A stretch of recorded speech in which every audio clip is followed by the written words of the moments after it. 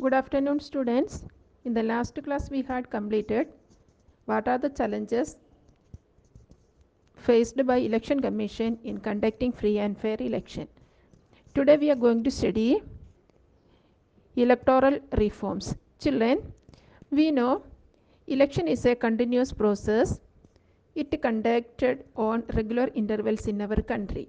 Okay, the future of the democracy depends on election. Electoral process become reliable if election process get improved.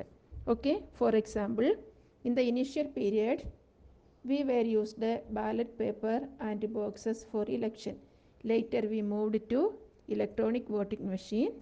Now let us see what are the reforms suggested by election commission and what are its effect. Let us come to page number 79 of your textbook.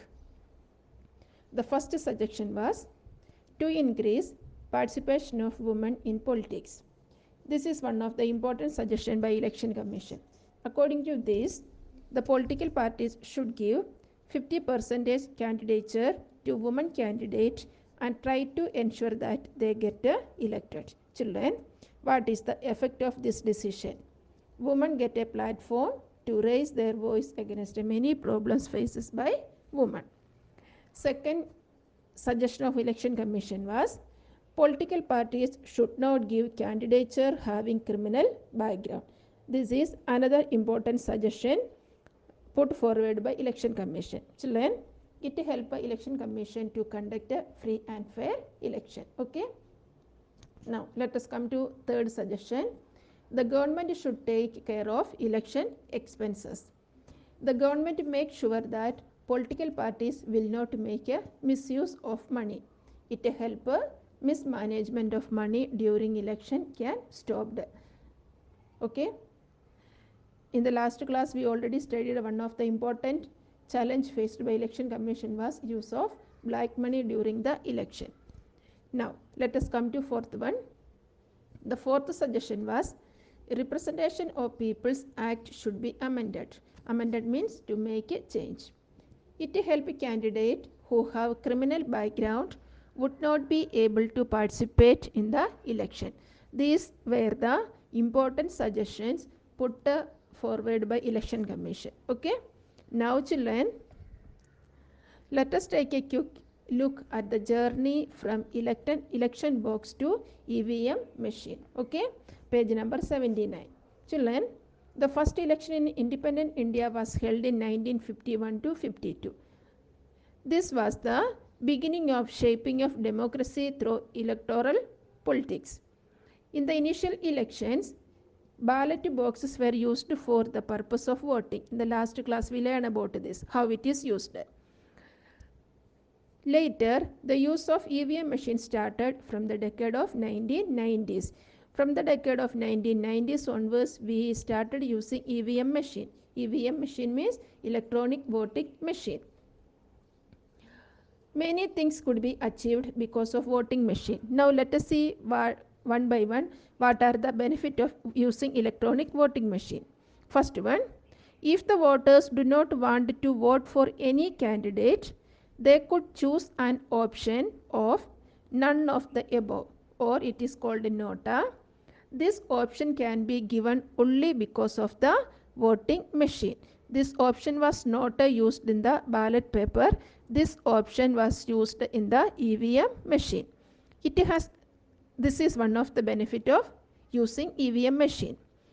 Now second one, it has become easy for disabled people to use their vote.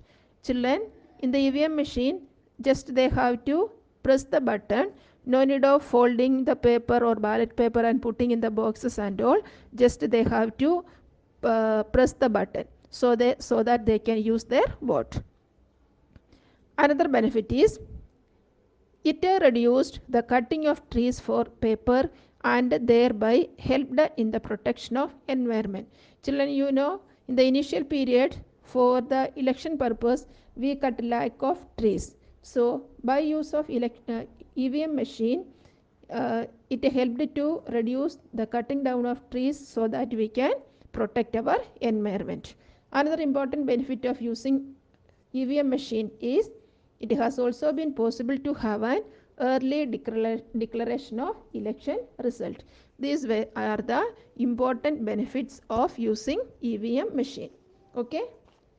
Let us come to next page, page number 80. Please understand, three types of elections are given here. First one, general election. What is meant by general election?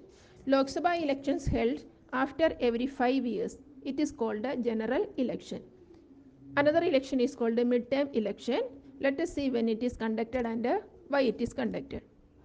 If the elected government loses its majority before completing its term in the parliament, or if the parties of the coalition government withdraw their support, resulting is the loss of majority support for the government, and if no alternative government is possible, then elections are held before completion of term. Such a election is called a mid-term election.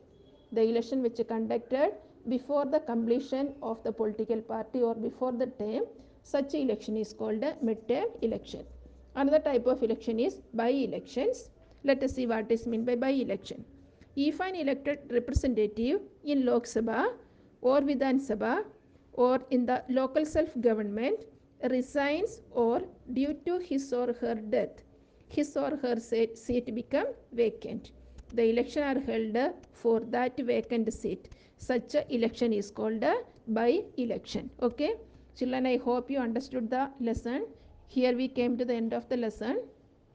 In this chapter we studied the electoral process from various angles, and in the next chapter we will study the political parties in India. Complete your assignment. Okay.